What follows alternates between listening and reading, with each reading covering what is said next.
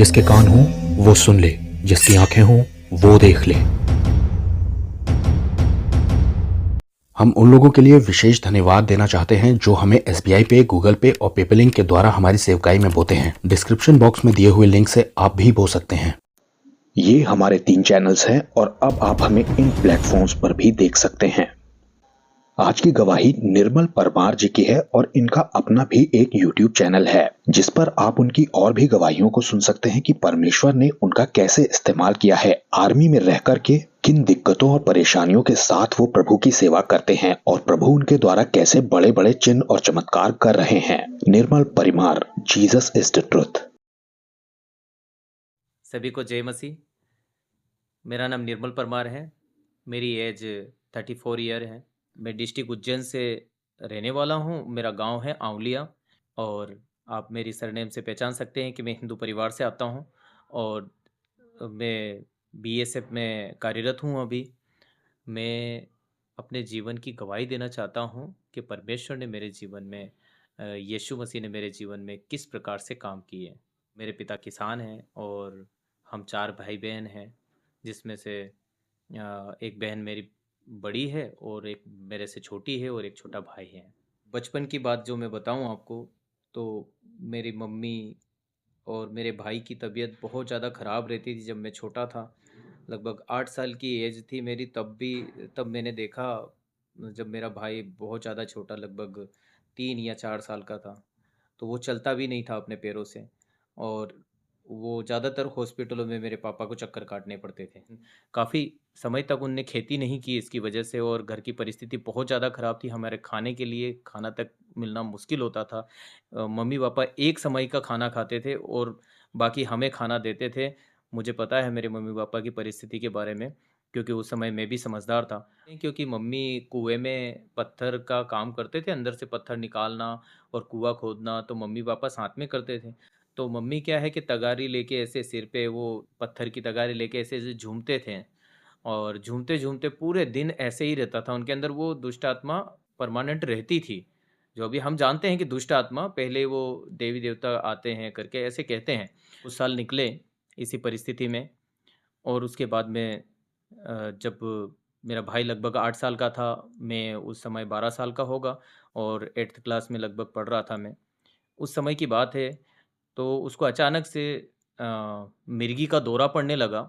मेरे पापा की तो बहुत ज़्यादा हालत ख़राब हो गई थी। मैं बहुत दयनीय स्थिति को मैंने देखा है कि मेरे पापा उसका थूक तक चाट लेते थे। वो बोलते थे कि मैं मर जाऊँ तो अच्छा है, इसके बदले में मैं ये कंडीशन नहीं देख सकता। क्योंकि वो मेरी मम्मी को भी सँभाल-सँभाल के परेशान हो गए थे और ऊपर से मेरे भाई की ये कंडीशन देखकर पापा ने कई सालों से खेती नहीं की थी इनकी बीमारियों की वजह से और कुछ मज़दूरी भी ठीक से नहीं कर पाए थे, जिसकी वजह से पापा ने खुद सुसाइड करने के लिए कई बार प्रयास किए हैं। जब पापा ने ज़मीन भी बेचने के लिए डिस्कस किया था एक बार, तो ज़मीन बेचने के लिए किया तब उस टाइम भी सल्फ़ास की गोली खाने के लिए पापा ने एक मुट्ठा भर के गोली खाने के लिए कोशिश की थी और इस कंडीशन को बहुत ज़्यादा खतरनाक कंडीशन थी। वो तो मेरी छोटी वाली सिस्टर चली गई वहाँ पर, उनका हाथ पकड़ लिया, नहीं तो वो उस टाइम खाली होते हैं। मैं कुछ नहीं कर सकता था क्योंकि मेरी भी उम्र कम थी, फिर भी मैं पढ़ने में मेरा इतना ध्यान नहीं लगता था। फिर भी मम्मी ने मुझे बोला था कि बेटा हमारे घर में कुछ भी नहीं है इसके अलावा कि तू पढ़ाई करे, तुझे पढ़ाई करके कुछ करना है। तब मेरे अंदर जोश आया कि मैं कुछ नहीं तो मैं फ़ौज में जाऊँगा, क्योंकि मुझे देशभक्ति का कुछ ज़्यादा शौक था और मैं ज़्यादातर आर्मी की, फ़ौज की मूवियाँ देखता था और मुझे बहुत जोश आता था। मेरे परिवार में ऐसा है कि थोड़ा मेरे गाँव वाले पूरे ब गाँव वाले जानते हैं कि इस घर के लोग, इस परिवार के लोग बड़े ईमानदार हैं, लोग बोलते हैं। तो वैसे ही मेरे मम्मी-पापा भी मुझे कहते थे, निर्मल नौकरी करना तो ईमानदारी की करना, ठीक है? तो तू हमें मत ये लजा देना, मतलब ऐसे हमारे इधर कहते हैं ये वर्ड कि लजा मत देना करके, तू नौकरी ज़रूर करना, नहीं तो लोग कहते हैं कि तुम्हारा बेटा भी मज़दूर ही बनेगा। तो इस बात को रखने के लिए मैंने खूब मेहनत की और मैंने देशभक्ति के जज़्बे को अंदर लेकर और मैं देशभक्ति के गाने बजा-बजा कर कान में लीड लगा के तब प्रैक्टिस करता था, खूब प्रैक्टिस की, खूब पसीना बहाया, तब जाके मैं फ़ौज के लिए तैयार हुआ। लेकिन फिर भी कई बार नाकामयाबी मिली जिसमें मैं खूब रोया हूँ। समय निकलते जा रहा था, परिवार की कंडीशन इतनी ज़्यादा ख़राब थी कि मुझे नौकरी जल्दी से जल्दी चाहिए थी और जब मैं नौकरी के लिए प्रयास भी कर रहा था तो मैं बहुत मज़दूरी ये सब कुछ किया करता था ताकि माँ-बाप के ऊपर लोड ना आए। क्योंकि माँ-बाप के पास में पैसे नहीं थे, मैं माँगने से भी शर्माता था कि उनके सामने हाथ कैसे फैलाऊँ, जिनके पास में खुद का घर चलाने के लिए कुछ भी नहीं है। मम्मी की तबीयत बहुत ज़्यादा बिगड़ गई, वो बेड पे आ गए और इतनी ज़्यादा परिस्थिति ख़राब थी मम्मी की कि वो बेड से उठ भी नहीं पाते थे, पापा खाना बना के देते थे पूरे परिवार को। क्योंकि मैं बहुत ज़्यादा धार्मिक था हर चीज़ों में।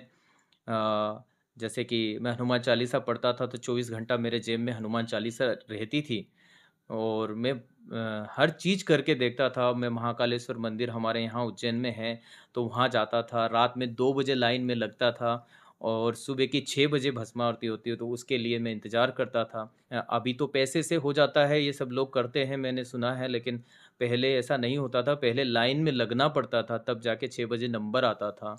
और उसके बाद में इतना सब कुछ होने के बावजूद मुझे रोना ही पड़ता था। 2009 से ही मैंने शुरू कर दिया था प्रैक्टिस करना और भर्तियाँ देखना, लेकिन मेरी 2012 में नौकरी लगी। ये 3 साल का मेरा बहुत ज़्यादा खतरनाक स्ट्रगल रहा है। तो वहाँ के लोग आज भी सब इस बात को याद रखते हैं और कहते हैं कि इस गाँव के अंदर अगर जो सबसे ज़्यादा मेहनत करने वाला लड़का है, तो वो निर्मल परमार है, जिसने इतनी मेहनत करके नौकरी ली है। मैं पहले से ही परेशान था कि मेरी नौकरी नहीं लग रही है।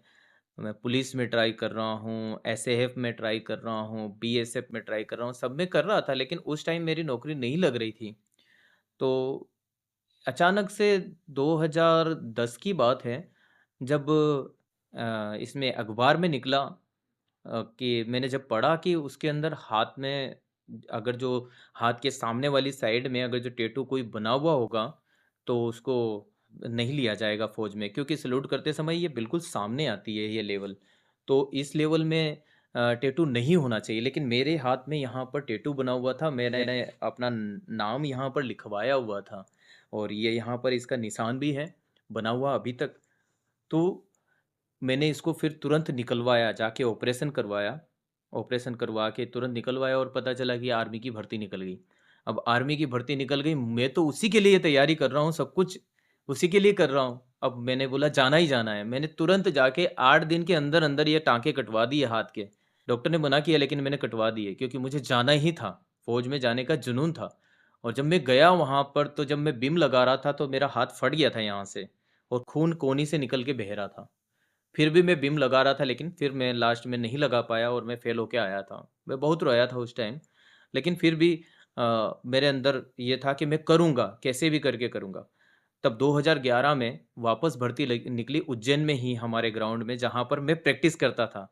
तो ये परमेश्वर का तालमेल है, जो ऐसा बिठाया कि जिसमें मैं प्रैक्टिस कर रहा हूँ, वहीं भर्ती निकली और मैंने हर एक एग्ज़ाम को क्लियर कर दिया और मैं सब चीज़ों में पास हुआ।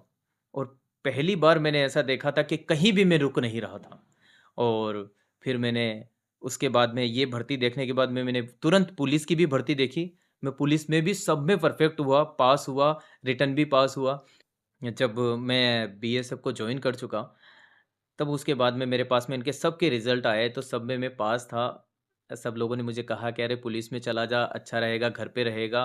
कहाँ तू फ़ौज के अंदर आ रहा है, तुझे पता है कितने लोग मर जाते, घर तक आ भी नहीं पाते। ये सब चीज़ों से मुझे काफ़ी बोलने की कोशिश की, लेकिन मेरे अंदर ये था कि जान चली जाएगी लेकिन फ़ौज में ही जाऊँगा, मुझे पुलिस में जाना नहीं है। मेरे माँ-बाप ने भी मुझे बोला था कि ईमानदारी की नौकरी करना और मुझे फ़ौज में ही ईमानदारी लगती थी। जो मेरे साथ में जो भर्ती हुई थी, उन लोगों ने मुझे गाली भी दी, "अरे! तू कैसा इंसान है यार? हमें अगर जो पुलिस की नौकरी लग जाती ना, तो हम तो तुरंत छोड़ के चले जाते।" ऐसे बोला। लेकिन मैंने ऐसा नहीं किया। मेरी ऐज 20 साल की ऐज में मुझे नौकरी लग गई थी। क्योंकि मेरे अंदर इतना ज़्यादा ये था कि मैं जल्दी से जल्दी करना चाहता था। मतलब 21 साल से मुझे पहले ही इससे पहले मुझे नौकरी चाहिए। जो परमेश्वर है, वो तो चाहे मैं उस समय प्रभु में नहीं था, लेकिन परमेश्वर ने कहा है, उसके वचन में लिखा है कि मैं गर्भ से मैंने तुम्हें चुना है और ठहराया है। तो मुझे ये बात पे अब विश्वास होता है कि परमेश्वर उस समय मेरा ख़्याल रख रहा था, क्योंकि उसने मेरे आँसुओं को देखा था। 2012 में मेरी ट्रेनिंग के लिए मैं गया। तब 2013 तक मेरी ट्रेनिंग चली दिसंबर में मैंने अपनी यूनिट को जॉइन किया था। बंगाल में मेरी पोस्टिंग हुई थी। उस समय घर पे पता चला मुझे फ़ोन के द्वारा कि पापा को करंट लग गया है।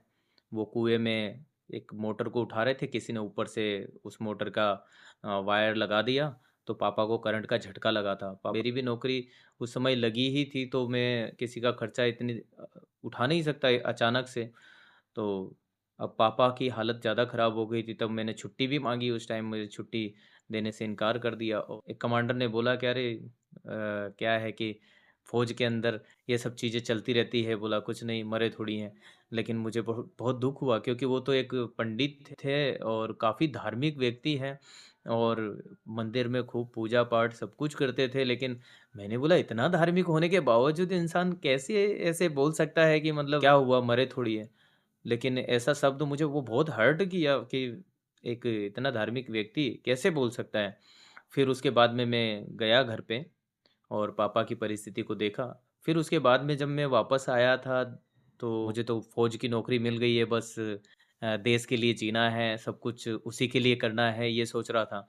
लेकिन मेरी मम्मी चाहती थी कि मैं शादी कर लूँ, क्योंकि मेरी दोनों बहनों की शादी हो चुकी थी और मैं और मेरा एक छोटा भाई है, तो हम दोनों ही कुँवारे हैं। लेकिन मेरा जो छोटा भाई जो था, वो तो पहले से मानसिक विकलांग है, जैसे मैं बता चुका हूँ, और उसको तो मिर्गी भी आती है और उसके ऊपर उनकी बिल्कुल आस नहीं थी कि ये बचेगा कि भी नहीं बचेगा। और मम्मी को लगने लगा कि मैं भी मर जाऊँगी, क्योंकि सब लोगों ने बोल दिया था, बहुत सारे लोग बोलते थे कि शायद ये नहीं जी पाएगी अब। क्योंकि मम्मी बिल्कुल बेड पे थी, इलाज भी कोई असर नहीं कर रहा था उस समय और मुझे भी ऐसा ही फ़ील हो रहा था, शायद मेरी मम्मी अब ज़्यादा दिन नहीं जिएगी, मुझे भी ऐसा लगता था। तब उस समय मम्मी ने मुझे बोला कि निर्मल, तेरा छोटा भाई की कंडीशन ऐसी है और अगर जो तू शादी नहीं करेगा तो हम बहू का चेहरा कहाँ से देखेंगे, कहाँ, हमें भी तो अपने पोते वगैरह को देखना है, वो कहाँ से कैसे करेंगे, ये इच्छा हमारी कौन पूरी करेगा अगर जो तू नहीं करेगा तो। तब मेरे अंदर भी ये भावना आई, जिसकी वजह से मैंने सोचा कि चलो कर लेना चाहिए, कोई बात नहीं। तब मैं एक लड़की से फ़ेसबुक में बात करता था, तो हमारा काफ़ी अच्छा बातचीत था। तब हम लोगों ने आपस में नंबर लेके बात की शादी के विषय में। मेरी पत्नी जो अभी है, वो उस टाइम राज़ी हो गए मेरे से ये करने में। मैं गया उनके घर पे और उनके माँ-बाप से हाथ माँगा और उनने भी फ़ौज में मैं था, अच्छी नौकरी है और मैंने बिना दहेज के मैंने बोला कि मुझे दहेज नहीं चाहिए। एक्चुअली यूपी में ये दहेज बहुत मैटर करता है। मेरी पत्नी फ़िरोज़ाबाद ज़िले से सिरसागंज की रहने वाली हैं। तो यहाँ पर तो मैंने देखा है बाद में कि ये लोग जो काफ़ी मैटर करता है यहाँ पर दहेज, लेकिन मैंने दहेज के लिए डायरेक्ट मना कर दिया जाके ही। मैं तो फ़ौज में हूँ, फ़ौज वाले मैंने देखा 10-10 लाख रुपए आसानी से माँगते हैं, आजकल तो ज़्यादा हो गया।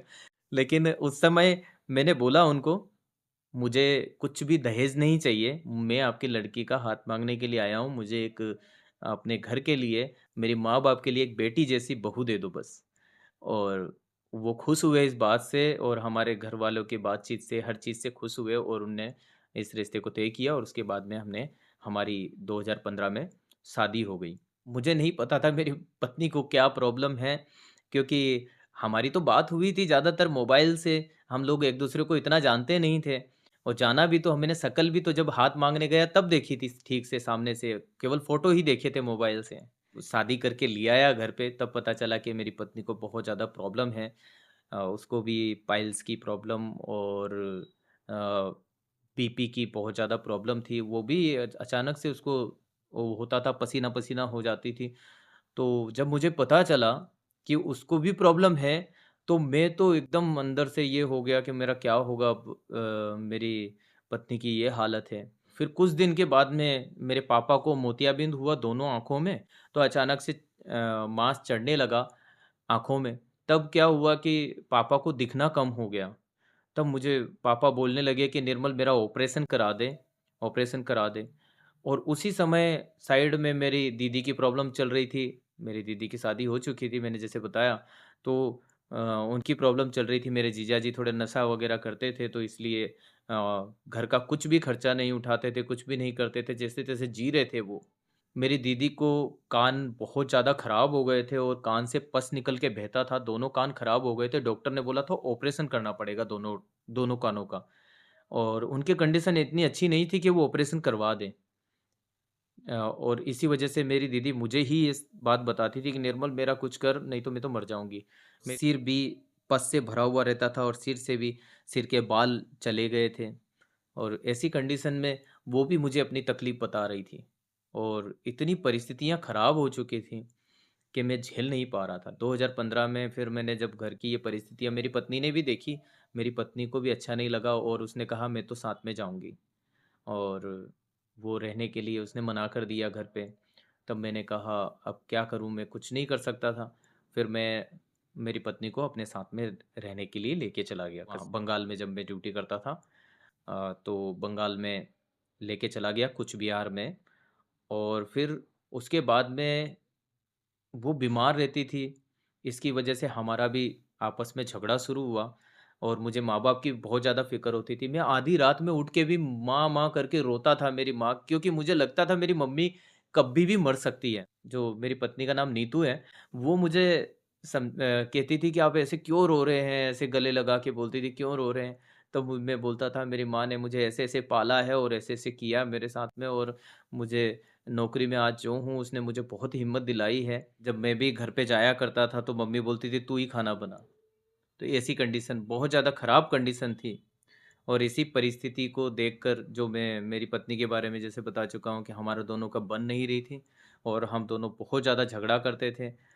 बहुत ज़्यादा एक-दूसरे को पीट भी देते थे, बहुत ज़्यादा, मतलब हमारी कंडीशन बहुत ज़्यादा ख़राब थी, और इसी वजह से मैं डिप्रेशन में आ गया। मेरा बुद्धि काम करना बंद कर दिया था। मैं भूल जाता था कोई भी चीज़, कोई कुछ बोलता था, ड्यूटी भी जाता था, वहाँ भी दिमाग नहीं लगता था फिर मेरा। कुछ भी दिमाग से काम नहीं कर पा रहा था, इस वजह से कमांडरों की डाँट खाना, बहुत ज़्यादा डाँट खानी पड़ती थी, क्योंकि मैं ज़्यादातर अपने परिवार के बारे में सोचता रहता था। और एक दिन ऐसा हुआ कि मैं इसको सहन नहीं कर पाया, क्योंकि हम पति-पत्नी में झगड़ा हुआ इसके बारे में, मैं सहन नहीं कर पाया। अब मैंने सोचा कि अब मैं मर जाऊँगा।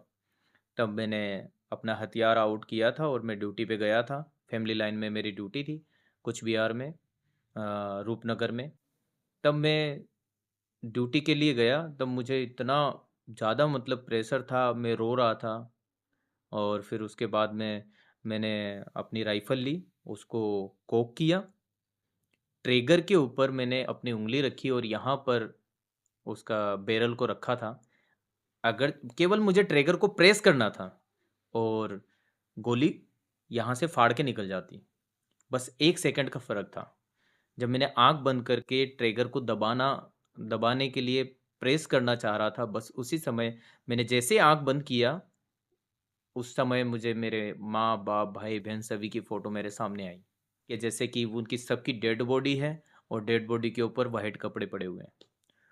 तब मैं बहुत दिल दहल गया मेरा अचानक से, और मैंने सोचा कि ये कंडीशन शायद मेरे मरने के बाद में यही कंडीशन होनी है। इसमें मेरी डेड बॉडी और उसके बाद में इनकी।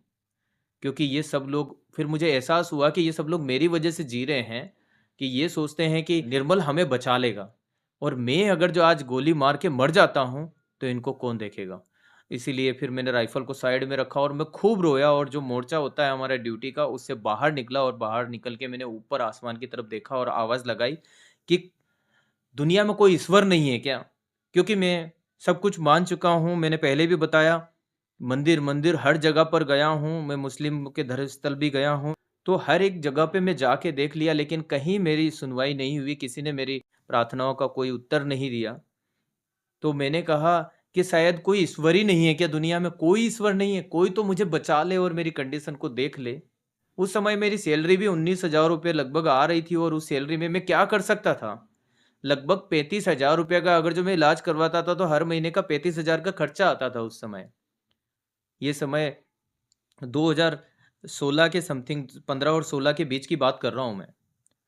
तो दिसंबर का महीना था ये, उस दिन जो जब मैं सुसाइड करने का प्लानिंग किया था।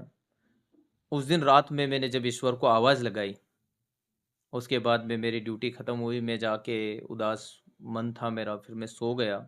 सो के जब सुबह उठा मुझे फ़ोन आया कि आपको स्कूल बस में जाना है, बच्चों को लेकर, कैंपस के बच्चों को लेकर ड्यूटी जाना है। तो मुझे गार्ड सुना दिया स्कूल बस की। जब मैं स्कूल बस की गार्ड में गया, तो बच्चों को स्कूल छोड़ने गया। मेरा मन बहुत ज़्यादा उदास था। मैं अंदर एंटर करके फिर बाद में जा साइड में जाके चौकीदार की कुर्सी पे जाके बैठ गया और वहाँ से मैंने न्यूज़पेपर लिया। मेरा मन नहीं लगा, मैं न्यूज़पेपर को साइड किया। फिर उसके बाद में मैंने देखा कि वहाँ एक काले कलर की एक किताब पड़ी हुई थी, ब्लैक कलर की।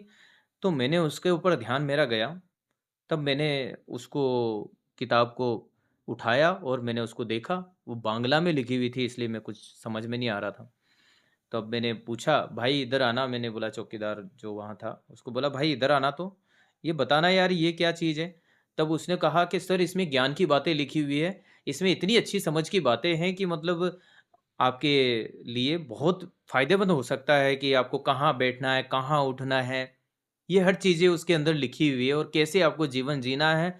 ये मतलब हर चीज़ के बारे में सिखाती है। तब मैंने कहा, यार ऐसी कौन-सी किताब है? मुझे भी एक चाहिए, फिर मैं भी पढ़ूँगा। क्योंकि उस समय मुझे लग रहा था कि ज्ञान की ज़रूरत है, बुद्धि वैसे ही काम नहीं कर रही थी। तो मैंने सोचा कि कुछ तो ज्ञान मिल जाए कहीं से भी। तब मैंने उसको उसे लेने के लिए कहा, लेकिन उसके पास में बांग्ला थी। उसने बोला, एक आध दिन रुक जाओ सर, मैं कल ला के देता हूँ। अगले दिन उसने किसी से अरेंज करके मुझे वो बाइबल ला के दिया, नया नियम। तब मैंने उसको पढ़ना शुरू किया। मैंने 2-3 पेज पढ़े, लेकिन क्या है, वंशावली लिखी हुई है शुरुआत में, तो लोगों को इतना इंटरेस्ट नहीं आता है, मुझे भी नहीं आया। मैंने बोला, ये क्या लिखा हुआ है? और फिर मैंने उसको वापस देने के लिए कोशिश किया। मैंने बोला, ये रखो यार, इसमें आप बोल रहे ज्ञान की बात मुझे तो नहीं लगा। क्योंकि 2-3 पन्ने जो शुरुआत में है, उसमें थोड़ा सा समझ में नहीं आता है इंसान को। तब उसके बाद में मुझे उसने बोला, बनमाली ब्रदर नाम है उनका। तो उन ब्रदर ने बोला कि ब्रदर आपसे एक रिक्वेस्ट है कि हमारे एक बार चर्च में आओ। तब मुझे इतना गुस्सा आया उसके ऊपर कि तू चला जा यहाँ से। मैं ना तो किसी मंदिर में जाने वाला, ना कोई मस्जिद में, ना कोई चर्च में, ना कोई गुरुद्वारा। मुझे कोई भगवान नहीं चाहिए। मैंने बोला, ठीक है, मैंने देख लिया हर एक भगवानों को कि कोई भगवान कुछ भी नहीं होता है।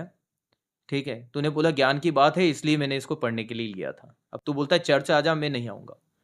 तब उसने बोला कि सर मैं आपसे एक बार रिक्वेस्ट कर रहा हूँ, आप शायद चर्च नहीं गए आज तक। मैंने बोला, नहीं गया था मैं। मैंने बोला, नहीं गया तो नहीं मैं, लेकिन मुझे पता चल गया है कोई भगवान नहीं होता। तब उसने बोला, ठीक है सर, आप जैसा मानते हो, लेकिन आप कम से कम एक बार हमारे चर्च में घूम के चले जाना बस।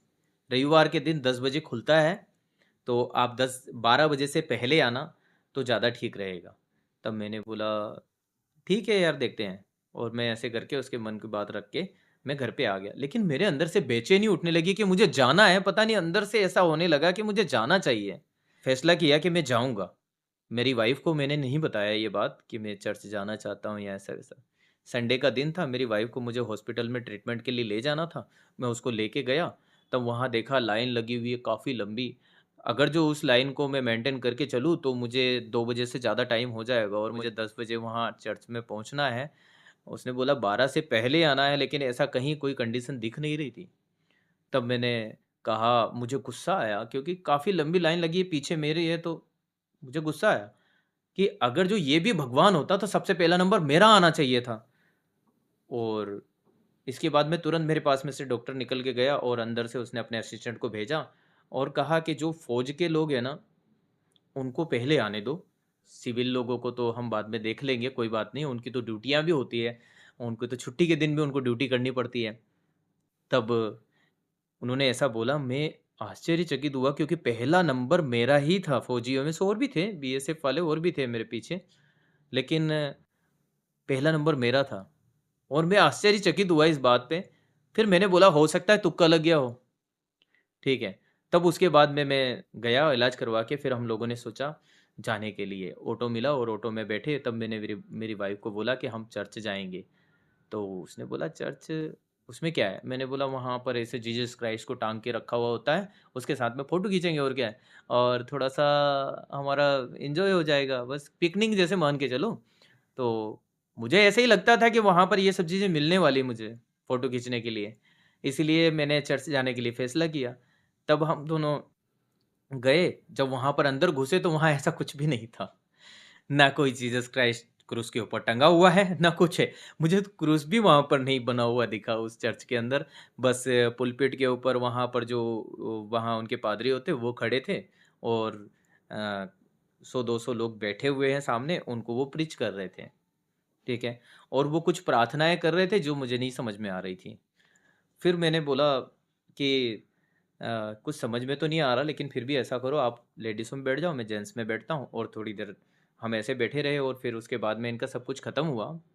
उसके बाद में इन्हें सामने एक शादी का जोड़ा था, नई शादी हुई थी किसी की, तो वो भाई-बहन वहाँ पर बैठे हुए थे। तब उन्होंने कहा, ब्रदर आप लोग दोनों हस्बैंड वाइफ यहाँ आओ, हम आपके लिए प्रार्थना करेंगे ताकि आपके जीवन में सुख सुख से बना रहे और कोई बीमारियाँ ना आए, कोई दुष्ट आत्माएँ आपके परिवार में कोई ऐसी काम ना करे।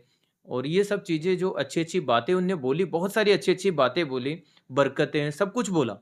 और ये सब चीज़ें मैंने जब सुना, तो मुझे अजीब महसूस हुआ कि क्या इनके प्रार्थना करने से, केवल केवल प्रार्थना करने से इतना सब कुछ हो जाएगा? हमने दान, पुण्य सब कुछ किया, इतना हवन पूजन किया, मैंने हनुमान चालीसा पढ़-पढ़ के अपने नंगा होके, मैं लंगोट पहन के मैंने इतनी हनुमान चालीसा पढ़ी, सब कुछ किया, तब तो मेरे जीवन में कुछ भी बदलाव नहीं हुआ। और यहाँ पर ये बोलते हैं कि केवल इनके सिर पे हाथ रख के प्रार्थना करेंगे और ये सब हो जाएगा।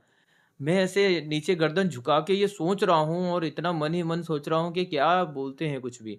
तब इतने में मुझे एक भाई ने मुझे ऐसे हिलाया, पास में जो बैठा हुआ था। उसने कहा, "अरे ब्रदर!" मैंने बोला, "हाँ, क्या हुआ? आप क्या बोल रहे हैं?" तब बोला, "सर वो आपको कुछ बोल रहे हैं वहाँ से।" तब मैंने उधर देखा पुलपिट की तरफ, तो वो वाक़ई में मुझे बोल रहे हैं, "ब्रदर मैं आपको ही बोल रहा हूँ।" मैंने बोला, "हाँ सर बोलो।" तब उनने बोला कि, "आप खड़े हो जाओ।" तब मैं खड़ा हुआ। फिर उनने बोला, "क्या आपकी पत्नी आपके साथ आई है?" मैंने बोला, "हाँ, आई है।" वो उनको मैं पहली बार मतलब उनसे परिचित हो रहा था, उनने पहले मुझे ना देखा, ना मैंने उनको कभी देखा है। लेकिन वो बोलते हैं कि आप दोनों पति-पत्नी के लिए भी हम प्रार्थना करेंगे, आप दोनों भी आ जाओ। तब मैंने आस-पास देखा कि इतने सारे लोग बैठे हुए, उनमें से हम ही क्यों? फिर मैंने सोचा, क्या इनको सुनाई देता है क्या? मैं तो मन में बात कर रहा हूँ और ये मन की बात इनने कैसे जान ली? और मैं वहाँ पर जाके हम दोनों हस्बैंड वाइफ बैठे और उनने उनके सिर पे जो शादी का जोड़ा है, उनके सिर पे प्रार्थना करना शुरू किया। हम भी उनके जैसे ही बैठ गए पास में और जब उनके लिए प्रेयर करना शुरू किया और हम तो आँख बंद करके ऐसे बैठे हुए थे बस। और मेरी पत्नी मेरे ऊपर आके गिर गई। जब मेरी पत्नी मेरे ऊपर आके गिरी, तब मैंने उसके एकदम आँख खोल के देखा तो मेरी पत्नी के हाथ-पैर पूरे ऐसे उल्टे-पुल्टे हो गए हैं, आँखें घूम गई हैं, जबड़ा टेढ़ा हो गया है, हाथ-पैर सब ऐसे हो गए। अब पहली बार ये कंडीशन मेरी पत्नी की मैंने देखी और इस कंडीशन को देख के मेरा दिल दहल गया। मैं बोला, पहले ही इतनी परेशानियाँ मैं फेस कर रहा हूँ और ये कौन-सी बीमारी आ गई है वापस, जिस अब मैं इसका क्या करूँ? मेरा दिमाग इतना खराब हुआ कि मैं बहुत बड़ी गलती कर दी कि मैं यहाँ आ गया। अब मुझे फ़ौज को मैं क्या जवाब दूँ और मैं अपने घरवालों को क्या जवाब दूँ? मुझे कुछ समझ में नहीं आ रहा था। मेरे ससुराल वाले पूछेंगे तो उनको क्या कहूँगा अगर जो ये आज यहाँ मर जाती है? तो ऐसी कंडीशन में एक्चुअली मैं हमारे अंदर इतना प्रेम नहीं था कि मैं उसको ज़िंदा रखना चाह रहा हूँ करके, ठीक है? मैं सच कह रहा हूँ। तब मैं चिल्लाने लगा, वहाँ पर सबको बोलने लगा कि अरे! मेरी पत्नी को कुछ करो। लेकिन उनने काफ़ी बार देखा होगा ये सब चीज़ें, मैं पहली बार देख रहा हूँ इसलिए मैं घबरा गया। क्योंकि ये मेरे भाई को मैंने मिर्गी आते हुए देखा था। ऐसे आती है मिर्गी, लेकिन इसको तो झाग भी नहीं आ रहा है। मैं सोच रहा हूँ पता नहीं क्या हो रहा है? ठीक है। मेरी मम्मी को मैंने दुष्ट आत्मा आते देखा, लेकिन वो तो झूमती थी और बहुत ज़ोर-ज़ोर से चिल्लाती थी और बाल घुमाती थी। लेकिन इसको ऐसा भी प्रॉब्लम नहीं था। तब मैं बहुत परेशान हो गया।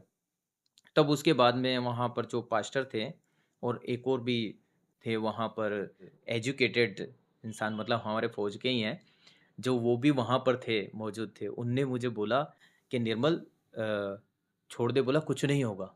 तब मैंने बोला, "अरे! मेरी पत्नी यहाँ मर जाएगी और आप बोलते कुछ नहीं होगा?" तब उन्होंने बोला कि, "हम देख रहे हैं ना।"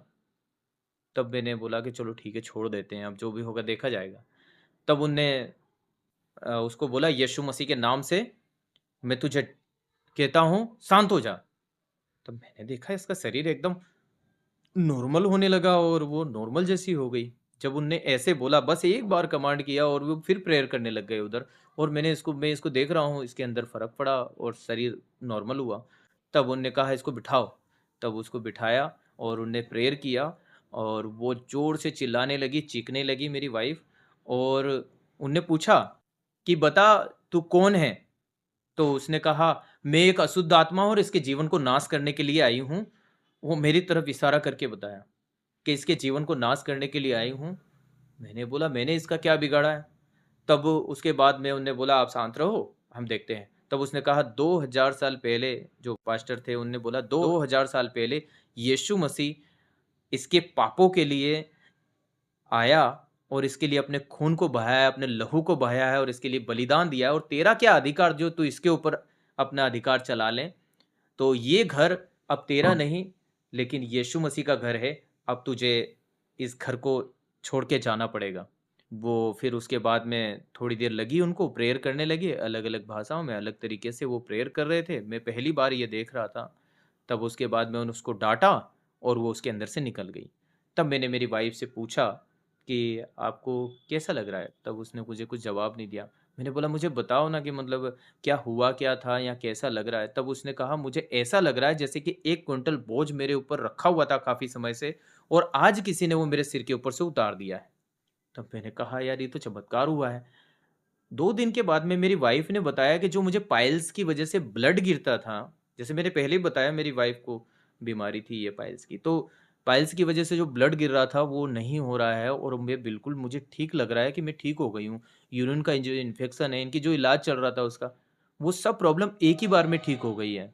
जो हमने इतना इलाज करवाया कभी ठीक नहीं हुई थी। तो मैंने कहा अगर जो ये ऐसा इसकी तबीयत ठीक हो सकती है, तो मेरे घर के अंदर जो मर रहे हैं, मेरे माँ-बाप, भाई-बहन सब, उनकी भी ठीक हो सकती है, क्योंकि उनकी कंडीशन सबकी मरने जैसी थी।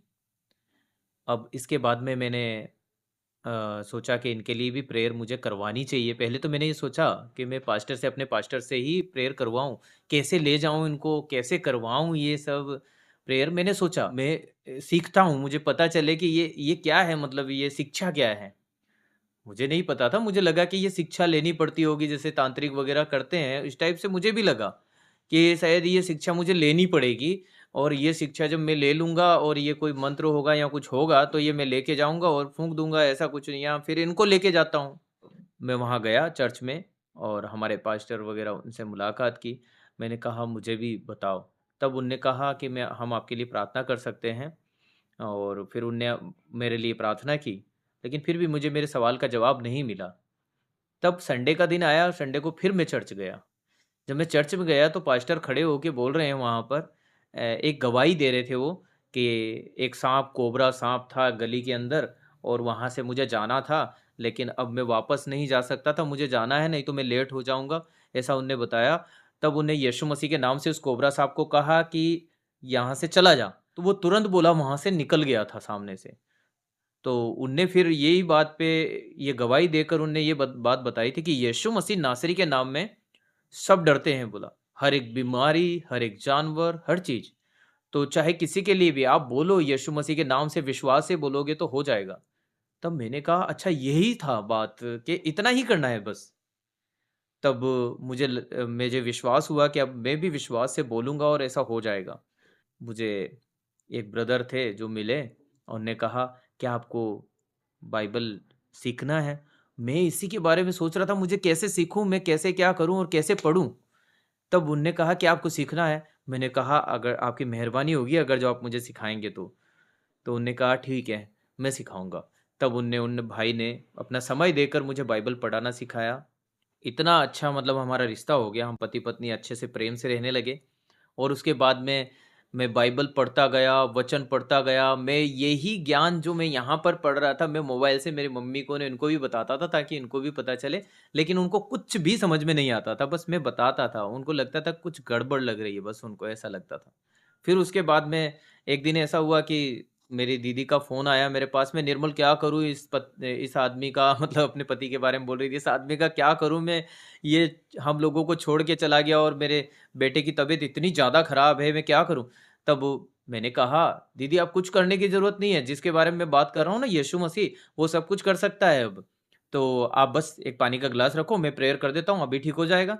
तब उसने कहा, "अच्छा ऐसे हो सकता है क्या?" मैंने बोला, "हाँ, हो सकता है दीदी, तो आप करो तो सही।" तब उसने एक पानी ग्लास रखा, मैंने इधर से प्रेयर किया, मैंने बोला, "इसको पिला दो और इसके शरीर पे लगा दो।" उसने वैसा ही किया और 10-15 मिनट के बाद मैंने पूछा कि देखना उसको चेक करना, तब उसने कहा, "अरे निर्मल ये तो बिल्कुल ठीक हो गया।" "ये कैसे हुआ निर्मल?" मैंने बोला, "ये यीशु मसीह का चमत्कार है दीदी, आप भी ठीक हो जाओगे, जो आपके कान जो है ना, जो पस निकल-निकल के बहता है और आपकी कंडीशन इतनी खराब है, अब आपको परेशान होने की ज़रूरत नहीं है, यीशु मसीह आपको भी चंगा कर सकता है।" उस समय मेरी दीदी को मैं इतनी ज़ोर-ज़ोर से बोल-बोल के बातें करता था कि बहुत दूर-दूर तक सुनाई देती थी और जिस दिन मैं बात कर रहा था, उस दिन मेरी पत्नी आई, कम से कम 200 मीटर दूर बैठी होगी हमारे क्वार्टर से और वहाँ से उठ के आई और बोली कि पता है हम जो फ्रेंड है बात कर रही है ना, आपकी आवाज़ वहाँ भी सुनाई दे रही है, इतनी दूर। तो इतनी ज़ोर से बोलना पड़ता था मेरी दीदी को, सुनाई नहीं देता था, दोनों पर्दे खराब थे। तब उसके बाद में मुझे लगा कि यीशु मसीह ने काम करना शुरू किया मेरे जीवन में। तब मैंने बाइबल और पढ़ना शुरू किया, ऐसे पढ़ना शुरू किया कि इसमें और क्या ख़ास चीज़ें मुझे पता चले, हर चीज़ के बारे में मुझे जानना है, बाइबल पूरी जाननी है। और मैं लगातार पढ़ने लगा और मैं ये कि जो भी है हर एक कंडीशन पूरा करना चाहता था कि बाइबल में जो-जो आज्ञाएँ हैं, हर चीज़ में पालन करूँगा और मुझे बस प्रभु यीशु मसीह के साथ ही चलना है। क्योंकि मैं समझ गया था कि इसके अलावा कोई ईश्वर है नहीं। ऐसा जो इतने बड़े-बड़े काम कर सके, कोई नहीं है ऐसा। और इसी पे फिर मेरा विश्वास हुआ और जब मैंने चर्च में सुना कि यीशु मसीह ही परमेश्वर है, वो ही सब कुछ कर सकता है, तो फिर वो ही हमारे पापों की क्षमा है, सब कुछ है। जब मैंने ये सब सुन लिया, तब मेरा मन किया जब फिर वो घर के अंदर है, वो कौन है? तब मेरा मेरा उससे बिल्कुल भी मन हट गया और मैंने मेरे दिल में किया कि ये सब चीज़ें तो बेकार है फिर मेरे लिए। तब मैंने सब चीज़ें हटा दिया। किसी को बुरा लगता है इस चीज़ में कि ऐसा क्यों किया? लेकिन मुझे नहीं ठीक लगा कि अब ये मेरे जीवन में किसी काम की नहीं ये चीज़ें, क्योंकि मुझे सच्चा परमेश्वर मिल गया और मैंने यीशु मसीह पे विश्वास किया और फिर मैं लगातार उसमें चलता रहा। इसके साथ में मैंने छुट्टी ले लिया। मैंने बोला अब मैं घर पे जाऊँगा, सब चंगे होने चाहिए, अब सबको ठीक कर दूँगा और सब ठीक हो जाएँगे। मैं यीशु मसीह के नाम से प्रार्थना करूँगा और सब बिल्कुल ठीक हो जाएँगे और मैं वहाँ से छुट्टी लेके फटाफट 20 दिन मैंने सोचा था 40 दिन बाइबल पढ़ूँगा, लेकिन मैं ज़्यादा दिन दे नहीं पाया। मैं 20 दिन जितना बाइबल पढ़ा उतना पढ़ता रहा, जितनी प्रेयर करनी थी इतनी प्रेयर करता रहा। फिर मैंने बोला नहीं अब तो मैं घर जाऊँगा। मुझे मतलब ऐसी इच्छा हुई कि अब तो मैं घरवालों को चंगा देखना चाहता हूँ। और मैं निकला, फिर ट्रेन में जब मैं जा रहा था तो बिहार में एक जगह पे ट्रेन रुकी बीच में। तब वहाँ पर एक भिखारी जो चढ़ा हुआ था उसके अंदर वो अंधा था, उसकी पत्नी भी अंधी थी। वो जब अपने बच्चे के साथ में थे वो लोग, ट्रेन के बीच वाली जो गैप होती है ना, डब्बे के बीच वाली गैप, वहाँ पर वो अपने बच्चे को लेके बैठी हुई थी। बच्चा लगभग 6 महीने का होगा। बच्चा बहुत ज़्यादा रो रहा था। जब इतना ज़्यादा रो रहा था फिर मैं वहाँ गया, "क्या क्यों रो रहा है आपका बच्चा?" तो वो कुछ जवाब नहीं दिया क्योंकि वो तो अंधी थी। मुझे नहीं पता ये अंधी है। जब मैंने उसको बोला कि शायद ये अंधेरे की वज़ह से रो रहा है क्योंकि वो बीच वाले पोर्शन में अंधेरा होता है। मैंने बोला, "इसको इधर लेके आओ।"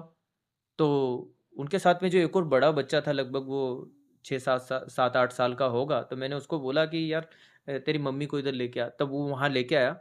मैंने उस बच्चे की कंडीशन देखी, उसके ऊपर बहुत ज़्यादा लाल-लाल घमौरियाँ हैं, पूरा ऐसा लग रहा है जैसे कि सड़ रहा है और मैंने उसको हाथ लगाया, तो उसकी बॉडी बहुत ज़्यादा गर्म थी। मैंने बोला मुझे उस पे दया आई, मैंने बोला ये मर जाएगा अगर जो ऐसे रहा तो इसका इलाज नहीं किया गया। लेकिन मुझे एकदम अचानक से याद आया कि मैं तो यीशु मसीह पे विश्वास करता हूँ, क्यों ना मैं इसके लिए प्रार्थना करूँ और ये चंगा हो जाए। मैं उसके लिए सिर पे हाथ रख के उसके लिए रो-रो के प्रार्थना किया, परमेश्वर इसको चंगा कर, तूने मुझे तो कुछ भी संतान नहीं दी लेकिन परमेश्वर ऐसे लोगों को तूने दिया है, तो प्रभु इनको नहीं केयर करना याद है लेकिन परमेश्वर तू इनको इसको चंगा कर। मैंने रो-रो के उसके लिए प्रार्थना की और मैं फिर ऐसे दूर हट के उसको देखता रहा। 5 मुश्किल से 2-3 मिनट हुआ होगा। 2-3 मिनट के अंदर मैंने देखा कि उसके शरीर की घमौरियाँ जो ऐसे वो बिल्कुल सड़ने जैसा जो दिख रहा था, वो सब बैठ गया है और बच्चा रेड से व्हाइट-व्हाइट दिख रहा था मुझे। तब मैंने कहा फिर मैंने उसको हाथ लगाया, उसका फ़ीवर भी उतर गया।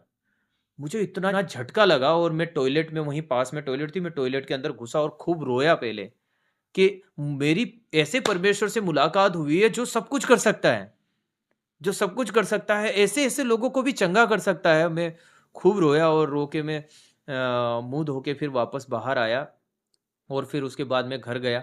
जब घर गया मेरी मम्मी से मैंने बात की, मेरे पापा से मैंने बात की, सबसे बात की और मैंने कहा यीशु मसीह सच्चा परमेश्वर है। लेकिन मेरे पापा तो मानने के लिए तैयार नहीं थे, उन्होंने गाली दी मुझे बहुत ज़्यादा और उन्होंने कहा कि तू फालतू की बातें करता है और सबने मुझे बेवकूफ़ कहा है, इसको किसी ने जादू-टोना कर दिया है कि ऐसी कैसी फालतू की बकवास बातें कर रहा है, ऐसा कोई होता है क्या? हैं? ये कौन-सा यीशु मसीह आ गया, कौन है ये, क्या है? तब मैंने कहा यही सच्चा परमेश्वर है पापा, मम्मी। लेकिन मेरी मम्मी मुझसे प्यार करती थी क्योंकि उसको पता है एक ही बेटा है, दूसरा बेटा तो मिर्गी आती और ये मरने की कगार में चल रहा है। तो अगर जो ये भी मुझे छोड़ के चला गया तो क्या है उसके दिल में ऐसा था। उसने बाद में मुझे ये बात बताया मैंने इसलिए तेरी बात मानी है करके। तब मैंने मम्मी को बोला कि मम्मी हाँ, विश्वास तो करो यीशु मसीह सच्चा परमेश्वर है। आप जो बेड पे हैं ना, मैं बोल रहा हूँ आप खड़े होंगे और आप बहुत स्ट्रॉन्ग हो जाएँगे और आपकी उम्र बढ़ जाएगी, आप मरोगे नहीं। लेकिन मुझे हर दिन आपकी परवाह रहती है कहीं आप मर ना जाओ। मैं आपको सब कुछ करके दिखाना चाहता हूँ, अपनी ज़िंदगी में बहुत कुछ करके दिखाना चाहता हूँ, मम्मी आप ज़िंदा रहो। तब मम्मी ने बोला ठीक है, मुझे क्या करना है? मैंने बोला बस आप सुनो। रात में 1-1 बजे तक मैं मम्मी को पकड़ के बैठा रहता था। मम्मी को नींद आ जाती थी और मैं बोलते मेरी पत्नी बोलती थी, "तुम कितना क्या करते हो?" मैंने बोला, "यार देखो कुछ ही समय है, थोड़े समय तक मुझे कर लेने दो ये, कोई बात नहीं आपको बाद में समय दे दूँगा मैं।" तो उसके बाद में मेरी मम्मी को मैंने एक दिन कहा, "मम्मी आपकी दवाइयाँ मुझे दे दो।" मम्मी ने बोला, "निर्मल ये दवाइयाँ हैं ना, अगर जो एक बार भी मैंने नहीं खाई ना, अगले दिन हॉस्पिटल में एडमिट करना पड़ेगा।" तब मैंने बोला, "मम्मी ऐसा नहीं होगा। यीशु मसीह पे विश्वास करते हो ना?" तो उसने कहा, "हाँ, करती हूँ।" मैंने बोला, "ठीक है, ये दवाइयाँ मुझे दे दो।" उनकी दवाइयाँ ली मैंने, अपने पास रख ली। "ले रख, तू ही देखना फिर, जो कुछ हो जाएगा तो।" मैंने बोला, "ठीक है मम्मी।" 1 दिन हुआ, 2 दिन हुआ, 3 दिन हो गया। 3 दिन तक मम्मी को कुछ भी नहीं हुआ। मैंने बोला, "मम्मी, आप तो बर्तन धो रहे हैं, ये सब कुछ काम करने लग गए, आप बेड से उठ गए देखो अभी और आप काम कर रहे हैं।" तो मम्मी ने बोला, "हाँ, मुझे तो समझ में नहीं आया मैं क्या कर रही हूँ?" मैंने बोला, "देखो आप काम कर रहे हैं मम्मी, घूम फिर रहे हैं आप अच्छे से, ठीक है? आपकी कंडीशन क्या थी?"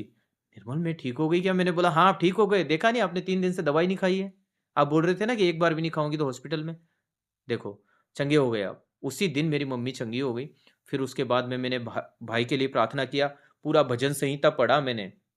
150 भजन संहिता है, उसको मेरे भाई को पकड़ के ज़बरदस्ती मैं पढ़ता रहा, वो उठ-उठ के भागे। मेरा भाई की बहुत हरकतें हैं, बहुत खतरनाक है उसको पकड़ना, किसी की हिम्मत नहीं है। लेकिन मैं ज़बरदस्ती उसको दबा के फ़ौजी आदमी है, इतना तो कर ही सकता है। मैं उसको अच्छे से दबा के उसको पकड़ के बैठा रहा और कभी वो इधर भागे, लेकिन मैंने पूरी भजन संहिता पढ़ी। उसके बाद में कभी आज तक उसको मिर्गी नहीं आई है।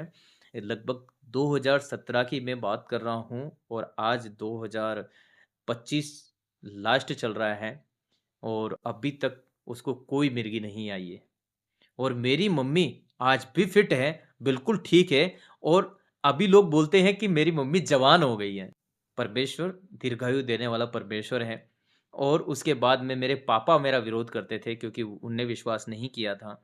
चाहे कुछ भी हो लेकिन मेरे पापा बोलते थे, "मैं विश्वास नहीं करूँगा, मैं तो अपने इनको मानूँगा। हमें ये भी तो करना है, हमें तो भेड़ू का बकरा भी तो काटना है, हमें तो ये भी तो करना है।" बहुत सारी चीज़ें थी उस समय। आप तो जानते हैं मैं हिंदू धर्म से हूँ तो क्या-क्या होता है। तो फिर उसके बाद में ड्यूटी जॉइन करने के बाद में मेरी मम्मी का मेरे पास में फ़ोन आया और रोते हुए फ़ोन लगा रही है। निर्मल तेरे पापा ने सर दर्द कर दिया है।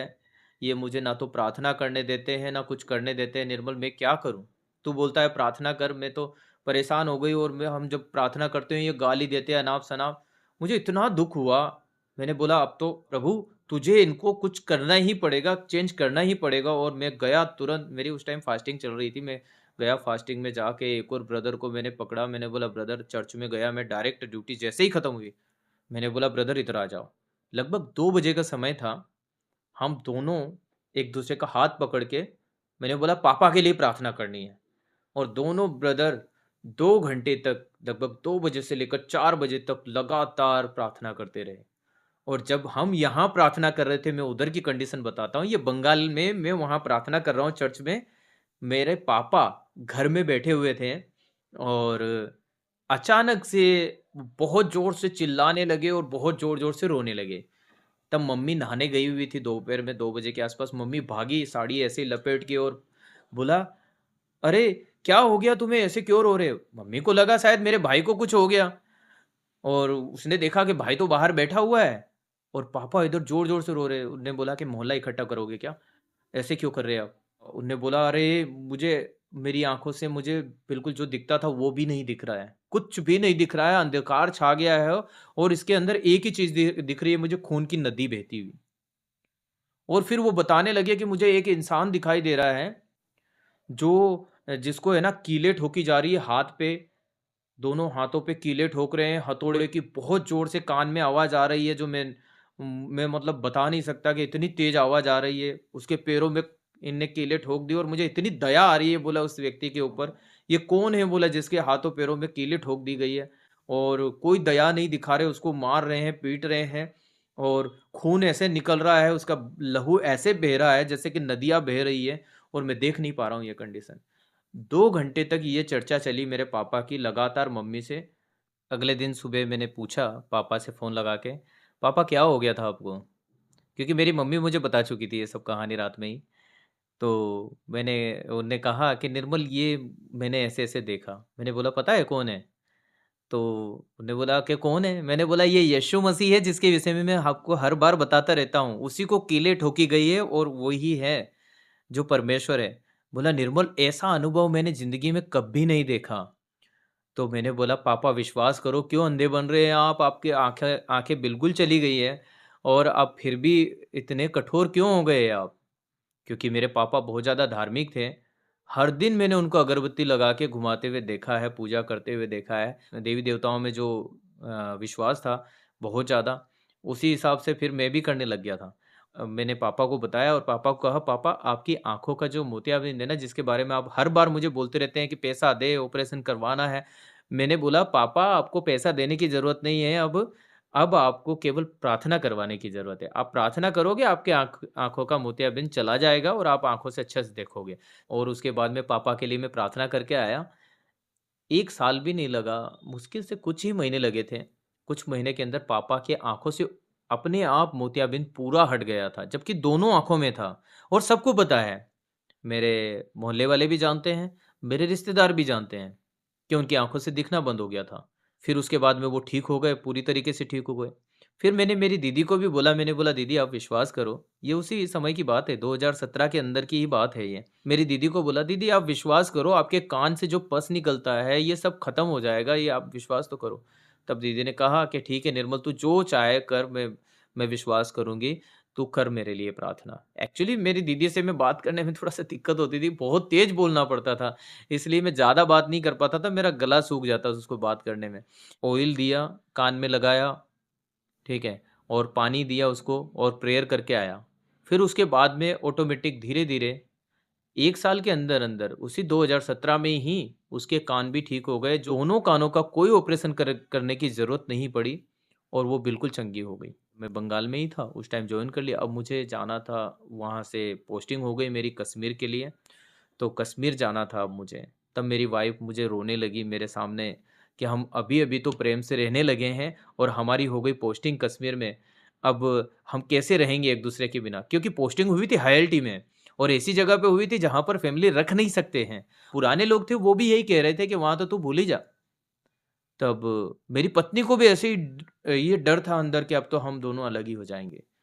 तब मैंने कहा जिंदा परमेश्वर है। बाइबल का वचन मैंने एक पढ़ा था जो मत्ती रचित सुसमाचार 19 का 5 में लिखा हुआ है कि उसने नर और नारी करके बनाया और लिखा है कि वो दोनों एक साथ रहेंगे, माता-पिता को छोड़कर एक साथ रहेंगे और दोनों एक तन होंगे और वो अब एक है, अब अलग नहीं। तो मैंने कहा परमेश्वर जब ऐसा कह सकते हैं, तो वो हमें एक साथ में रहने के लिए अनुमति नहीं दे सकते क्या? तो मैंने कहा हम एक साथ में रहेंगे, आप चिंता मत करो। ठीक है? आप विश्वास करो और मेरी पत्नी को मैंने विश्वास दिलाया और मैं कश्मीर के लिए चला गया था पोस्टिंग के लिए। तब उस टाइम मेरा मज़ाक उड़ाया गया, सब लोगों ने उड़ाया, "अब तू कैसे रहेगा अपनी पत्नी के बिना? तू तो वहाँ फैमिली रखता था ये वो।" लेकिन मैंने कहा जिस यीशु मसीह को मैं मानता हूँ ना, मैं बेधड़क होकर बोल रहा था कि उस समय इतना ज़्यादा यीशु मसीह का कोई विरोध नहीं करता था जब मैं बोल रहा था। देख लेना तुम लोग, जब मैं जाऊँगा ना यहाँ से, मैं जाऊँगा नहीं, अपनी बटालियन में जाऊँगा नहीं, उससे पहले यीशु मसीह मेरे लिए बंदोबस्त कर देंगे, मेरी पत्नी के साथ ही रहूँगा, देख लेना। तब उन्होंने कहा, "अरे! ऐसा कैसे हो सकता है?" मैंने बोला, "हो सकता है, देखते जाओ तुम।" और वाक़ई में 15 दिन हुआ था, तब बीच में ही था मैं, बटालियन पहुँचा भी नहीं था, उससे पहले मेरी बटालियन से मैसेज आया कि मुझे हेडक्वार्टर में जाना है, एक हेडक्वार्टर जहाँ कश्मीर में था, फ्रंटियर में, वहाँ जाना है। तब सब लोग मेरे दोस्त आगे-पीछे घूम रहे, "अरे! ये कैसे हुआ? क्या हुआ? मतलब ऐसा कैसे हो सकता है यार? तूने कोई जैक लगाया?" मैंने बोला, "हाँ, लगाया तो है।" तो उनने कहा, कौन से ऑफ़िसर को जानता है?" मैंने बोला, "मैं परमेश्वर को जानता हूँ। वो ही सबसे बड़ा ऑफ़िसर है मेरे लिए। इसके अलावा किसी को मैंने नहीं कहा ये कि मेरे लिए कोई बंदोबस्त कर दो।" उसी ने किया और जिससे हुआ है। और मैं अपनी फ़ैमिली को लेके आया और हम लोग वहाँ रहने लगे। उसी समय जब हम दोनों पति-पत्नी वापस घर पे गए, तब देखा मम्मी बीमार थे, उनको बुखार था बहुत ज़्यादा। इतनी खतरनाक तरीके से दुष्ट आत्मा थी और उसी दिन हमने डाँटा उसको और वो निकल गई। वो पहली दुष्ट आत्मा जो हमने निकाली थी, वो मेरी मम्मी के अंदर की थी। और उसके बाद में मम्मी को कभी कोई दुष्ट आत्मा ने प्रॉब्लम नहीं किया, कोई परेशान नहीं किया और मम्मी उसके बाद में कभी बीमार नहीं हुई, ऐसी कोई बीमारी नहीं लगी, कोई परेशानी नहीं हुई है, दुष्ट आत्मा का अटैक कभी नहीं हुआ फिर। मैं जब ड्यूटी जॉइन कर लिया, कश्मीर में बहुत ज़्यादा ठंड होती है और उस ठंड में जब मैं रात में सो रहा था मुझे गहरी नींद में मैंने एक सपना देखा। तब मुझे दिखाई दिया कि अ, मैं प्रार्थना कर रहा हूँ घुटना टेक कर और लोग मेरे से बाइबल छीन के मेरी बाइबल को जला रहे हैं। तब मैं कह रहा हूँ, हे परमेश्वर ये क्या कर रहे हैं? इनको समझ नहीं है, ये क्या कर रहे हैं करके मैं चिल्ला रहा हूँ और प्रभु इनको माफ़ कर, बोला ये क्या कर रहे हैं? उसके बाद में वो लोग बोले कि चलो इसको तलवार से काटते हैं, इसको मार देते हैं। तब वो मेरे पीछे भागे और मैं भागने लगा। मैंने पीछे मुड़ के देखा, मेरी पत्नी भी उनके साथ में ही थी, जो मेरे पीछे पड़े हुए थे। तब मैंने एक छोटी-सी गली मुझे दिखाई दी, उस गली में मैंने टर्न लिया और उसके अंदर जब मैंने लास्ट कोने पे देखा, मुझे एक बहुत ज़्यादा उजाला दिखाई दिया।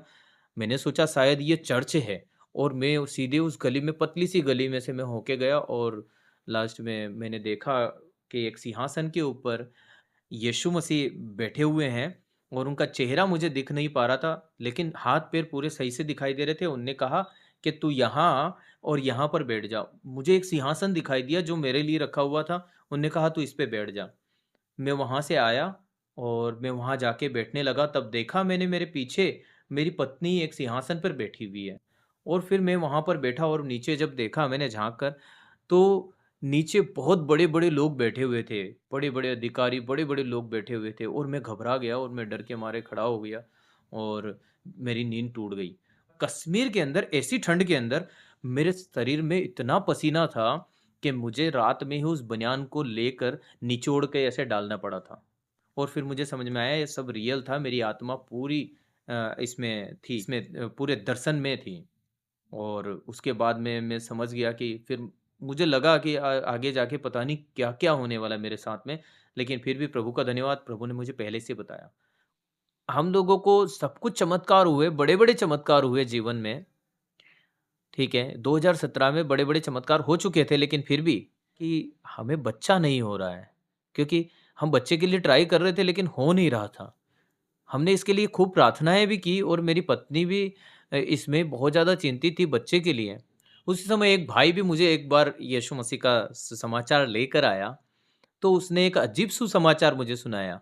उस समय मुझे बाइबल का इतना भी ज़्यादा ज्ञान नहीं था, 1 ही साल हुआ था और 2017 क्लियर होकर 2018 में मैं पहुँचा था। परमेश्वर ने बड़े-बड़े काम किए थे, लेकिन फिर भी उस भाई ने मुझे ऐसा सुसमाचार सुनाया, दक्षिण कोरिया की एक माता परमेश्वर आपने सुना होगा, आन सांग होंग करके, वो पवित्र आत्मा परमेश्वर का रूप में बोला जन्म लिया है, ऐसा करके बताते हैं। उसने वो सुसमाचार मुझे दिया और बाइबल से ऐसे-ऐसे वचन उठा के दिए, सच बोल रहा हूँ, जिस पे मुझे विश्वास करने पे मजबूर कर दिया। मुझे लगा कि ये सच है, बल्कि वो बिल्कुल झूठ था। वो काट-काट के हमें वचन दिखाते थे और हम इस बात को नहीं समझ पाए और हम लोग उसमें चले गए कुछ दिन ठीक रहा, लगभग मुश्किल से 15-20 दिन ठीक रहा, उसके बाद में कंडीशन खराब होने लगी। खराब होते-होते इतनी खराब हो गई कि हम दोनों हस्बैंड वाइफ को इतना खतरनाक इन्फेक्शन हुआ कि हमें लग रहा था कि हम शायद सड़ ही गए हैं, कोढ़ हो गया है, ऐसा लग रहा था। पूरी बॉडी के अंदर से चमड़ा उधड़ रहा है और मेरी वाइफ ने बोला मैं ये कंडीशन नहीं झेल सकती, मैं मर जाऊंगी। एटीएम वगैरह सब गुम हो गया। मैं जब जा रहा था तो मेरा पर्स गिर गया था। मैंने थाने में उसकी रिपोर्ट भी लिखवाई थी। आज भी आवेदन पड़ा है घर के अंदर वो। तो सब कुछ चला गया, एटीएम भी चला गया, सब कुछ। उस टाइम पैसा निकालना बहुत मुश्किल हुआ करता था, इतना आसान नहीं था। 2018 की बात कर रहा हूँ। पत्नी का मैं इलाज करवाना चाह रहा था, मैं अपना इलाज छोड़ रहा था। मैं बोला कोई बात नहीं, मैं परमेश्वर के ऊपर छोड़ देता हूँ, शायद हो जाएगा। लेकिन मुझे ये पता नहीं था कि मैं कहाँ चल रहा हूँ, क्योंकि मैं जो प्रार्थना कर रहा था वो आनसंग होंग के नाम से प्रार्थना कर रहा था। और उन लोगों ने हमें यही सिखा दिया था कि यीशु मसीह के नाम से प्रार्थना करने की ज़रूरत नहीं है। ये पवित्र आत्मा के युग है, पवित्र आत्मा परमेश्वर आनसंग होंग के नाम से प्रार्थना करो बोला, जो दक्षिण कोरिया का है। और हमें इस बात की समझ नहीं थी कि हम कर क्या रहे हैं। तब हमने ऐसा करना शुरू किया था, इसलिए सब कंडीशन खराब हो गई। मैंने सोचा कि ये कंडीशन ऐसे कैसे मेरे जीवन में हो गया, ये दुष्ट आत्माओं के काम और ये सब कैसे शुरू हो गए वापस। मैं तो यीशु मसीह के नाम से सब कुछ ठीक हो गया था। तब मुझे एकदम अचानक से रियलाइज़ हुआ कि मैंने यीशु मसीह के नाम से प्रार्थना करना छोड़ दिया है, जबकि मुझे इतने दिन से समझ में नहीं आ रहा था कि मैं कर क्या रहा हूँ। लेकिन अचानक से एक दिन मैंने बाइबल खोली, क्योंकि वो बाइबल पढ़ने नहीं देते थे, उनके पास में किताबें होती थी, वो बोलते थे इन किताबों को पढ़ो, इन किताबों को पढ़ो, इनमें भी वचन ही है बोलते थे। और उनकी बातें लिखी होती थी उसमें। और उसके बाद में मैंने बाइबल उठाई और उसमें पढ़ना शुरू किया। यीशु मसीह ने मुझसे बात की और मैंने उनसे प्रार्थना करना शुरू किया। और परमेश्वर ने ऐसे बड़े-बड़े काम किए और चमत्कार किया। अकाउंट में भी पैसा आया, जो ब्लॉक होल्ड था वो ऑटोमेटिक हट गया। फिर वापस कंडीशन ठीक होने लगी और बिल्कुल ठीक हो गया। और फिर मैंने निर्णय लिया कि आज के बाद में कोई भी, चाहे दुनिया में कोई भी कंडीशन क्यों ना आए, यीशु मसीह को नहीं छोड़ूँगा, कभी नहीं छोड़ूँगा। क्योंकि यही मेरा जीवन दाता है, सब कुछ है। और फिर मैंने यीशु मसीह पे विश्वास किया। फिर यीशु मसीह ने मेरे सामने जीवन में काम करना शुरू किया, बड़े-बड़े काम करना शुरू किया। लोग विश्वास करने लगे, मैं लोगों के लिए प्रार्थना करने लगा, अद्भुत-अद्भुत चमत्कार हुए। फ़ौज के अंदर भी कई सारे लोग विश्वास में आए। वो आपको तो पता है कि मसीहियों के विरोध में एक जाति बहुत ज़्यादा पावर से काम करती है, वो थे वहाँ पर ब्राह्मण। जो उनको प्रॉब्लम थी। मुझे इनसे कोई प्रॉब्लम नहीं है, परमेश्वर उनको बहुत आयत की आशीष दे, लेकिन फिर भी जो बड़े-बड़े अधिकारी हैं, उन्हीं रैंक में, तो उन्होंने हमें बुलाया अपने ऑफ़िस में, बोला, "यीशु मसीह को छोड़ दो" बोला।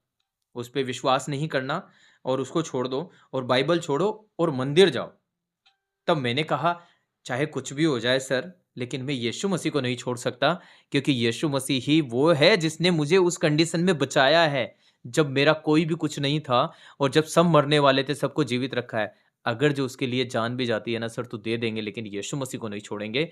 और मेरा यीशु मसीह मुझे हर एक कंडीशन से बचाने की ताकत रखता है। तो उनने कहा कि तुझे वहाँ भेज देंगे, वहाँ भेज देंगे, धमकी दी। मैंने कहा, सर चाहे जो करना है कर लो, लेकिन मैं यीशु मसीह को नहीं छोड़ूँगा, चाहे कुछ भी हो जाए। और उनको अच्छा नहीं लगा, क्योंकि मैंने उनकी बात नहीं मानी। तब उसके बाद में मेरी इंक्वायरी शुरू हुई। फिर मुझे जेल में डाल दिया गया, 15 दिन जेल डाला। हमारे बीएसएफ की, बॉर्डर सिक्योरिटी फ़ोर्स की, अलग से एक जेल होती है, ठीक है? उसको क्वार्टर गार्ड भी बोलते हैं। तो उसके अंदर मुझे 15 दिन डाला गया। उसके अंदर सजाएँ होती है, आपको 40 किलो का पिट्ठू टाँगना है, डालना है, कोहनी के बल चलना है, घुटने के बल चलना है, ये सब ड्रिल में आता है, आपको दौड़ना है पिट्ठू लेकर। लेकिन परमेश्वर का धन्यवाद, प्रभु ने मुझे इतना खुशी से रखा। जब मैं, वो लोग बोलते थे, "तुझे किसी बात का ये नहीं होता है क्या? कोई दुःख नहीं है किसी बात का?" मैंने बोला, "किस बात का दुःख है? प्रभु का धन्यवाद, बाइबल का वचन कहता है कि तुम्हें जेल में डाल देंगे", और मुझे डाल दिया गया और प्रभु का वचन पूरा हुआ। तो वो लोग बोलते थे, "तू रोज़-रोज़ खाना खाता है, कभी उपवास वग़ैरह नहीं करता क्या?" मैंने बोला, "करता हूँ ना, लेकिन यहाँ जेल में नहीं कर सकता। अगर जो यहाँ पर करूँगा, तो फिर लोग बोलेंगे कि तू ये दुःख के कारण नहीं खा रहा है खाना, या ऐसा-वैसा बोलेंगे।" इसलिए मैंने एक दिन भी खाना स्किप नहीं किया और 15 दिन तक मैं खाता रहा। और लास्ट में जब गया, "अरे! तू जेल होके आया है यहाँ?" मतलब मेरा एकदम ग्लो अलग ही था। जब मैं जेल से बाहर आया ना, मेरे अंदर चमक अलग थी। तो प्रभु का धन्यवाद। लेकिन इसके बाद में क्या हुआ कि मेरी पत्नी का विश्वास कमज़ोर हुआ, क्योंकि उसने मुझे जेल में डलते हुए देखा, उसका विश्वास कमज़ोर हो गया प्रभु के ऊपर। और उसके बाद में शैतान ने इस बात का फ़ायदा उठाया, दुष्ट आत्माओं ने इसका बात का फ़ायदा उठाया और उसके पास में ऐसे-ऐसे लोग आए जो उसको गलत शिक्षाएँ देने लगे। मुझे भी परेशान करना शुरू किया। वहाँ के कमांडर्स जो थे, सभी ने मेरे ऊपर नज़र रखी, क्योंकि बोला गया था आगे से कि इसके ऊपर ध्यान रखना, ये लोगों का धर्म परिवर्तन करता है, ये वो बहुत सारे मेरे ऊपर एलिगेशन लगा दिए गए। लेकिन मैं सबको समझाता रहा कि ऐसा कुछ भी नहीं होता, ना तो मेरा कभी धर्म परिवर्तन हुआ है, ना कोई साबित कर पाया है, ना किसी का धर्म परिवर्तन होता है, क्योंकि यीशु मसीह धर्म परिवर्तन नहीं करता, जीवन बदल देता है। एक कमांडर जो मुझे बहुत परेशान करते थे, वो हवलदार रैंक के थे। तब बाद में क्या हुआ कि एक दिन उनके चश्मे का स्क्रू गुम हो गया और जिसकी वज़ह से वो बहुत बेचैन थे। तब मैंने कहा पूरे दिन ढूँढ रहे, लगातार ढूँढने में लगे हुए, लेकिन परमेश्वर ने वो स्क्रू मुझे दिखाया, मैं काफ़ी दूर से उसको स्क्रू को मुझे वो नज़र आया और मैंने उसको जेब में रख लिया था। क्योंकि वो एक स्क्रू नहीं है तो उनको रस्सी बाँध के रखना पड़ेगा और ये कितनी शर्म की बात होगी, एक फ़ौजी आदमी रस्सी बाँध के घूम रहा है करके। उन्होंने कहा कि निर्मल बहुत खराब कंडीशन हो गई यार, मैंने खूब ढूँढ लिया लेकिन मिला नहीं। मैंने बोला सर कि अगर जो मैं उसको ढूँढ दूँ तो उन्होंने कहा इस दुनिया में तेरे जैसा समझदार कोई इंसान नहीं। मैंने फटाक से वो स्क्रू निकाला, ढूँढ के मैंने बोला कि ये देखो, ये लो। उनने उसी दिन से सरेंडर कर दिया और परमेश्वर ने ऐसा चमत्कार किया कि वो मेरे ऊपर और उदारू हो गए और उन्होंने बताया कि मुझे ऐसा बोला गया था आपके लिए, लेकिन निर्मल तुम अलर्ट रहना।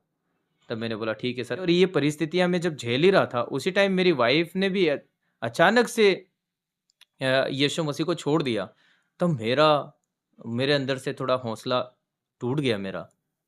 हाँ, ऐसी कंडीशन में, बर्फ़ के टाइम में मेरे हाथ-पैर काँपते थे और मैं बर्फ़ में खड़ा रहता था और मुझे बिना किसी जर्सी के मुझे खड़ा रहना पड़ता था इंक्वायरी के लिए। घर पे जब छुट्टी गया था, तब मैं बहुत ज़्यादा डिप्रेशन में आ गया। मेरी पत्नी उसके मायके में थी और मैं सहन नहीं कर पा रहा था और फिर मेरी छुट्टियाँ ख़त्म हो गई, लेकिन मैं वहाँ से आने वाला था जब ड्यूटी के लिए निकला था, दिल्ली तक आया मैं, निज़ामुद्दीन में लेटा हुआ था एक चेयर के ऊपर। मैं सोच रहा था कि शाम को जाऊँगा कैंप में। मुझे पवित्र आत्मा की एक आवाज़ आई, कहा कि उठ और इस ट्रेन में बैठ जा। तब मैंने बोला ये किसने कहा, और जब मैं उठा और मैंने पीछे ट्रेन देखा तो चंडीगढ़ की ट्रेन खड़ी थी और मैं उस ट्रेन के अंदर बैठा और ट्रेन के अंदर बैठ के मैं उसमें ऊपर वाली जो सीट होती है ना जनरल में, उस जनरल की ऊपर वाली सीट में बैठ गया। अब लेट गया। अब लेटे-लेटे रात में लगभग 12 बजे के आस-पास जालंधर आया और मैं जालंधर के अंदर मुझे फिर पवित्र आत्मा की आवाज़ आई कि मुझे यहाँ उतरना है। सो गया, सुबह देखा कि आवाज़ आ रही है खामरा, खामरा चलो, खामरा चर्च, खामरा चर्च। तब मैंने वहाँ से मैंने सोचा कि अब मुझे खामरा चर्च जाना चाहिए, शायद परमेश्वर की यही इच्छा है। और ये बात किसी को भी नहीं पता थी, ना तो मेरी ड्यूटी वालों को पता थी कि मैं कहाँ हूँ, ना मेरे माँ-बाप को, उनको लगता था कि मैं ड्यूटी चला गया हूँ, मेरी पत्नी को, सबको ऐसा ही लग रहा था कि मैं ड्यूटी चला गया हूँ, किसी को कुछ भी नहीं पता था और ड्यूटी वालों को पता था कि मैं घर पे ही रह गया हूँ। और मैं कम से कम 25 दिन से भी ज़्यादा मुझे वहाँ खामरा चर्च में हो गए थे। और मैं लगातार वहीं रहा और पवित्र आत्मा का अनुभव हुआ और परमेश्वर ने मेरे जीवन में वहाँ पर काम किया और फिर मैं डिप्रेशन से वापस आया और मैंने कहा यीशु मसीह के लिए जीना है मुझे और किसी के लिए नहीं। वहाँ पर मैं फास्टिंग प्रेयर में जब गया अंकुर नारोल मिनिस्ट्री में, तो वहाँ पर क्या है कि हर दिन प्रार्थना होती थी, वहाँ पर फास्टिंग प्रेयर के लिए लोग आते थे। तो 1-1 घंटा गैप देकर लगातार प्रेयर चलती थी, उसी प्रेयर को मैंने भी जॉइन किया। अन्य भाषा के जो वर्ड हैं, जो अचानक से मेरे मुँह में आए और मैं बोलने लगा। मैं काफ़ी दिन से जब विश्वास में आया था, मैं इसके बारे में सुनता था और मैं भी सोचता था कि मैं भी बोलूँ। लेकिन उस दिन अचानक से मेरे मुँह से ये निकले और फिर मैं बोलने लगा और परमेश्वर का धन्यवाद कि प्रभु ने मुझे इन शब्दों को दिया और पवित्र आत्मा का सच्चा अनुभव मुझे उस समय हुआ। मेरी पत्नी ने मुझे कहा कि तुम यीशु मसीह को छोड़ दो कि तो मैं तुम्हारे साथ रहूँगी, नहीं तो नहीं रहूँगी। तब मैंने मेरी पत्नी को कहा कि यीशु मसीह को तो मैं नहीं छोड़ सकता, जिसने मुझे किसी भी कंडीशन में मुझे नहीं छोड़ा, मैं उसको कैसे छोड़ दूँ? तो मैंने बोला, "आप यीशु मसीह पे विश्वास करो।" उसने कहा, "मैं नहीं करूँगी।" मैंने बोला, "कोई बात नहीं, लेकिन ना तो मैं आपको छोड़ सकता हूँ, ना यीशु मसीह को छोड़ सकता हूँ। ठीक है? बाकी आपकी मर्ज़ी है।" और मैंने विश्वास किया और मैंने कहा मैंने रात भर घुटना टेक-टेक कर रात-रात भर प्रार्थनाएँ की हैं, रो-रो कर। और मैं सच कह रहा हूँ कि मेरी पत्नी के लिए मैंने कितनी प्रार्थनाएँ की और जिसकी वज़ह से परमेश्वर ने आज उसको वापस लेकर आया है और आज फिर वो विश्वास में हैं। मेरे घर पे कोई संतान नहीं हो रही थी। फिर मैंने जब आनसंग होंग पे विश्वास करके जो दुःख उठाए थे, अब मैंने कहा अब मैं यीशु मसीह पे विश्वास करूँगा चाहे मिले या ना मिले, लेकिन वो ही सच्चा परमेश्वर है। तब मुझे समझ में आया कि बाइबल के अंदर सारा और अब्राहम को भी 100 साल की उम्र में परमेश्वर दे सकता है। एलीशिबा और जकरिया को भी 75 साल की उम्र में बच्चा मिल सकता है। और 2020 में लॉकडाउन का समय था। अगस्त में परमेश्वर ने हमारी प्रार्थना को सुना और हमें एक अच्छी बच्ची को दिया और प्रभु का धन्यवाद। उस समय लेकिन मेरी बच्ची की कंडीशन बहुत ज़्यादा ख़राब थी। सब लोगों ने बोल दिया था कि ये बचेगी नहीं। लेकिन मैंने उसके लिए रात-दिन जब प्रार्थना की, परमेश्वर ने उसकी कंडीशन इतनी अच्छी की, इतनी स्ट्रॉन्ग की कि आज लोग कहते हैं कि ये बाकी बच्चों से जो उसके साथ में हुए थे, उनसे ज़्यादा बेहतर हैं। आज मेरा परिवार बहुत अच्छे से ठीक है, जीवित है और सुरक्षित है। तो मैं चाहता हूँ कि ये जो अफ़वाहें जो आपके पास में पहुँच रही है और लोग कहते हैं कि पैसा दे के धर्म परिवर्तन करते हैं क्रिश्चियन लोग, तो ये सब बातें आपको सुनने में आती हैं। लेकिन ऐसा आपको कहीं लगा मेरी गवाही के अंदर कि मैंने ऐसा कभी किया होगा? मैंने ना तो कभी किसी को पैसा दिया इस चीज़ के लिए, ना कभी किसी से लिया है, ठीक है? और यीशु मसीह किसी का धर्म परिवर्तन नहीं करता, लेकिन जीवन परिवर्तन करता है, जिसने मेरा किया है। और परमेश्वर आपको आशीष दे। जय मसीह।